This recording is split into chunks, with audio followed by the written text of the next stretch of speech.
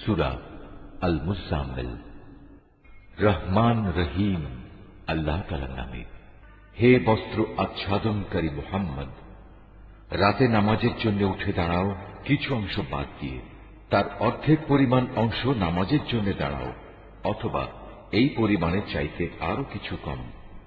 আবার চাইলে এ পরিমাণ তুমি বাড়িয়েও দিতে পারো। আর তুমি কোরআন তেলাওয়াত করো থেমে থেমে। মনে রেখো, অচিরেই আমি তোমার উপর একটি ভারী গুরুত্বপূর্ণ বাণী সদৃশ্য কিছু রাখতে যাচ্ছি। বস্তুত রাতে বিছানা ত্যাগ আত্মসংযমের জন্য বেশি কার্যকর পন্থা। তাছাড়া এ সময়ে কোরআন পাঠেরও যথার্থ সুবিধা থাকে বেশি, কেননা দিনের বেলায় তোমার থাকে প্রচুর কর্মব্যস্ততা। তুমি তোমার মালিকের নাম স্মরণ করো এবং একনিষ্ঠভাবে তাঁর দিকে মনোনিবেশ করো। আল্লাহ তাআলা পূর্ব পশ্চিমের একক মালিক, তিনি ছাড়া আর কোনো মাবুদ নেই। অতএব তাঁকেই তুমি অভিভাবক হিসেবে গ্রহণ করো।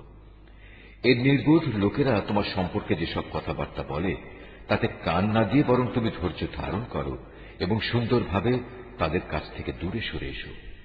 আর সহায় সম্পদের অধিকারী এই মিথ্যাবাদীদের সাথে ফয়সালার ব্যাপারটা তুমি আমাকে ছেড়ে দাও এবং কিছুদিনের জন্য তুমি তাদের অবকাশ দিয়ে রাখো। নিশ্চয়ই আমার কাছে এ পাপীদের পাকড়াও করার জন্য শেকল আছে, আছে আযাব দেওয়ার জন্য জাহান্নাম। তাদের জন্য আরো রয়েছে গলায় আটকে যাবে এমন ধরনের খাবার ও যন্ত্রণা দেবে এমন ধরনের আযাব।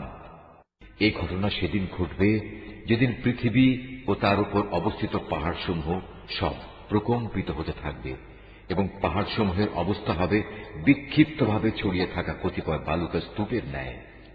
আমি তোমাদের কাছে তোমাদের কাজকর্মের সাক্ষ্যদাতা হিসেবে একজন রসূল পাঠিয়েছি। ঠিক এমনই একজন রসূল আমি ফেরাউনের কাছেও পাঠিয়েছিলাম।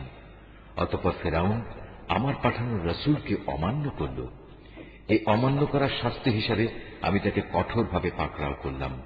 আজ যদি তোমরাও সেদিনকে অস্বীকার করো, তাহলে আল্লাহর আযাব থেকে বলো কিভাবে তোমরা বাঁচতে পারবে, যেদিন অবস্থার ভয়াবহতা অল্প বয়স্ক কিশোর বালকদেরও বৃদ্ধ বানিয়ে দেবে।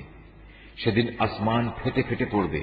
এ হচ্ছে আল্লাহর প্রতিশ্রুতি, আর তা সংঘটিত হবেই।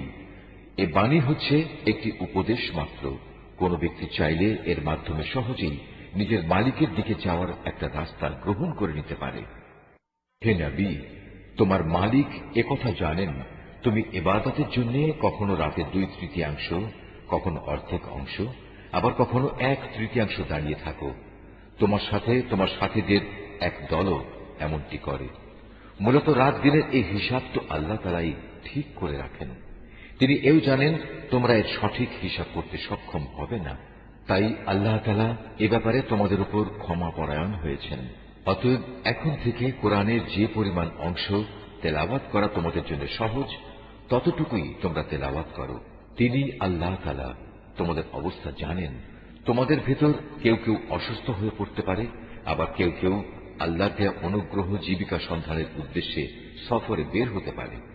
আবার একদল লোক আল্লাহর পথে যুদ্ধে নিয়োজিত হবে। তাই এ পরিপ্রেক্ষিতে তার যেটুকু অংশ পড়া তোমাদের জন্য সহজ, ততটুকুই তোমরা পড়ো।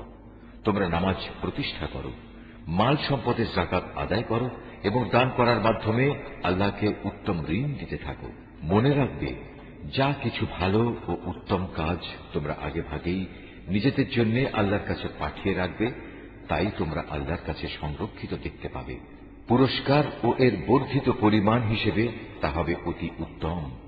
তারপর নিজেদের গুনাহ খাতার জন্য আল্লাহর কাছে ক্ষমা প্রার্থনা করো। নিঃসন্দেহে আল্লাহ তাআলা অতীব দয়ালু ও অধিক ক্ষমাশীল।